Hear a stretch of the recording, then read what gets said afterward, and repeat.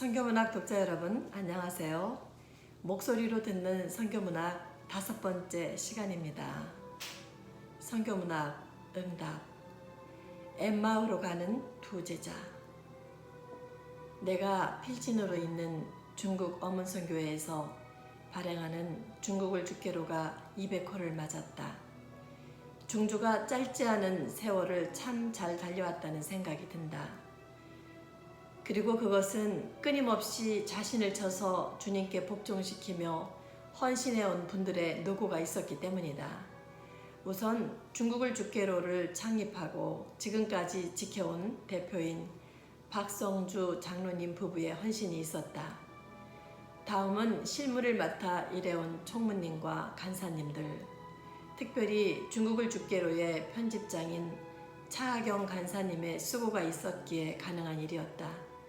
그리고 이름도 없이 빛도 없이 수고한 발란티어들이 많이 있다. 내가 중국을 주께로와 인연을 맺은 것은 중국 선교 때문이었다. 중국어 훈련을 받고 중국에 선교사로 가기 위해서 중국 어문 선교회를 찾게 되었었다. 이제 그 이야기를 하기 위해 오래전으로 거슬러 올라가 보려고 한다. 내가 30대였던 시절 어느 수요일 저녁이었다. 우리 부부는 교회의 모든 공예배에 빠짐없이 참석하며 열심으로 믿음 생활을 하고 있었다. 그 수요일 저녁 목사님의 설교 제목은 바로 엠마오로 가는 두 제자였다. 그런데 수요 예배를 마치고 집으로 돌아오면서 나는 남편과 대화를 나누었다. 그런데 놀랍게도 남편도 나도 그날 설교에서 목사님이 말씀하신 엠마오로 가는 두 제자는 바로 우리 두 사람이라는 것을 깨달았다. 우리는 집으로 돌아오면서 우리가 앞으로 살아가야 할 삶이 무엇인지에 대해 이야기했다. 그리고 그것은 바로 우리 부부는 예수님의 제자로서 예수님을 따라가는 삶을 살아야 한다는 것을 깨닫게 된 것이다. 두 사람이 동시에 말이다. 그 후 우리에게는 예수님의 제자가 되기 위한 훈련의 삶이 시작되었다. 매사에 교회와 관련된 일은 바로 나의 일이었다. 교회가 어려워지고 목사님이 병이 들고 힘들어질 때면 누구보다도 앞서서 기도하면서 나는 그 기도의 짐을 기꺼이 지고 싶어 했다. 나는 진심으로 우리 교회를 사랑했으니까 말이다. 또한 우리 부부는 복음의 증인이 되기 원하였다. 그리고 우리가 선교사로 가야 한다는 것을 깨달았다. 그런 깨달음이 있고 나서 강도 높은 훈련이 시작되었다. 바로 말씀과 기도 훈련이었다. 매일 큐티와 새벽 기도를 통해 영성을 키워갔다.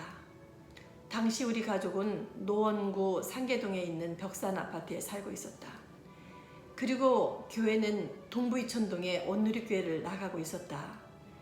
고 하영조 목사님은 성도들이 새벽을 깨우게 하기 위해서 교회를 풀가동하게 했다. 그래서 새벽 기도가 끝나고 집에 갔다가 직장에 가는 것이 늦어지는 사람들을 위해서 새벽부터 식당문을 열었다. 나는 새벽 기도를 너무나 참석하고 싶었다. 그러나 상계동에서 동부이천동은 이웃마을이 아니었다. 더욱이 자동차도 없는 낼개는 불가능해 보였다. 그러나 뜻이 있으면 길이 있는 법인가 보다. 나는 기도하던 중에 한 집사님이 생각이 났다.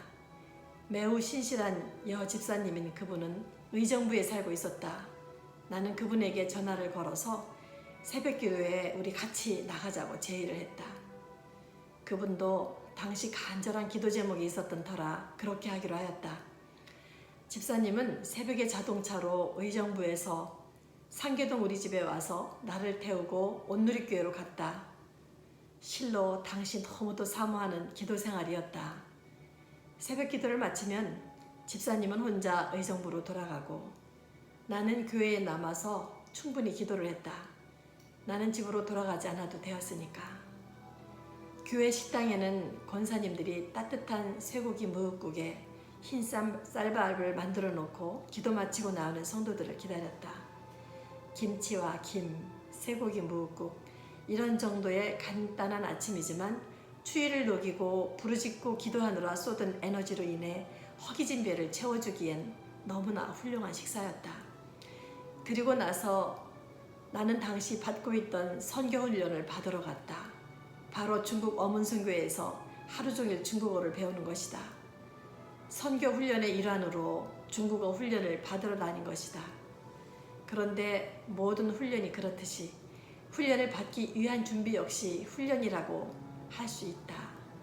나는 온누리교회에 와서 새벽 기도를 참석하고 중국 어문선교회에 가서 하루 종일 그 훈련을 받아내기 위해서는 나 자신을 쳐서 복종시켜야 했다.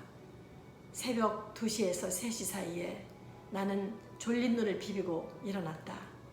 새벽 기도를 가기 위해 집을 출발하기 전에 가족들의 일상을 위한 모든 준비를 해놓고 출발해야 했기 때문이었다. 먼저 아침밥을 짓고 학교 가는 아이들 도시락을 싸놓고 아침상을 식탁에 차려놓는다. 남편 김선교사는 당시 장신대 신대원생이어서 학교에 가야 했다. 위로 두 아이는 중학생이어서 저희들 스스로 준비하고 차려놓은 밥을 먹고 도시락을 들고 학교에 가면 되었지만 아직 초등학생으로 어린 막내가 문제였다. 무엇보다 막내는 머리를 길게 기르고 있었다. 그 막내의 머리를 비켜주지 않으면 몽두단발을 하고 학교에 가게 생겼으니 그게 큰 문제였다. 그런데 나는 한 방법을 찾아내었다. 뜻이 있으면 길은 항상 있으니까 말이다. 나는 세상 모르고 잠든 막내를 안아서 침대에 막내의 머리가 닿도록 이렇게 대놓고 잠든 아이를 엎어놓고는 머리를 빗겼다. 긴 머리를 곱게 빗겨 따내려서 단정하게 한 다음에 다시 눕혀 재우고는 새벽 기도를 참석하러 집을 떠나는 것이다.